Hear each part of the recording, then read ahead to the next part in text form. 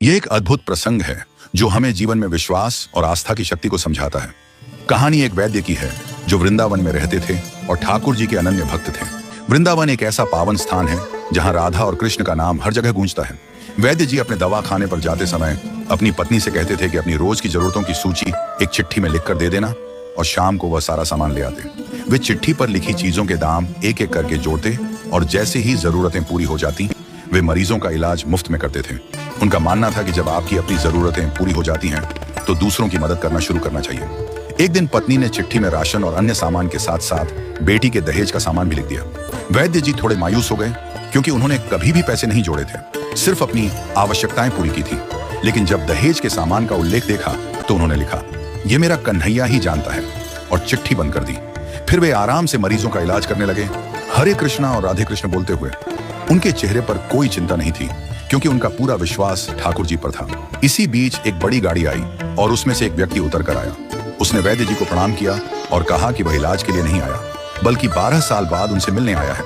वह व्यक्ति बताता है कि 12 साल पहले जब वह और उसकी पत्नी संतान सुख की प्राप्ति के लिए परेशान थे तो उन्होंने वैद्य जी से सलाह ली थी।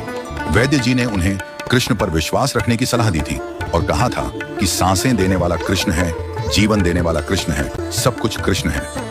इस विश्वास ने उन्हें आत्मविश्वास दिया और वे कृष्ण का नाम लेने लगे।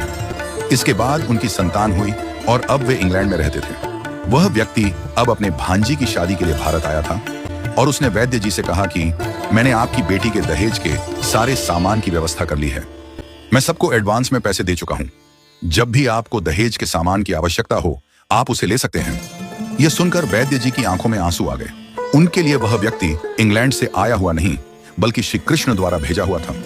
वैद्य जी ने उस व्यक्ति को चिट्ठी दिखाई और कहा कि देखिए, उन्होंने सुबह ही लिखा था, यह मेरा कन्हैया ही जानता है। वैद्य जी ने बताया कि इतने सालों में कभी भी ऐसा नहीं हुआ कि उनकी पत्नी ने जो चिट्ठी में लिखा हो वह पूरा ना हुआ हो। उनका पूरा विश्वास ठाकुर जी पर था और उनका कहना था कि जब जीवन में कुछ असंभव लगे तो भगवान को याद करना चाहिए क्योंकि कृष्ण के साथ कोई समस्या नहीं हो सकती। यह कहानी हमें यह याद दिलाती है कि आस्था और विश्वास के साथ जीवन जीने से कोई भी कठिनाई हमारे रास्ते में नहीं आ सकती। भगवान हमारे लिए क्या योजना बना रहे हैं यह हमें नहीं पता होता, लेकिन हमें अपने विश्वास को मजबूत रखना चाहिए और भगवान पर पूरा भरोसा करना चाहिए। चैनल को लाइक, सब्सक्राइब और शेयर करना न भूलें।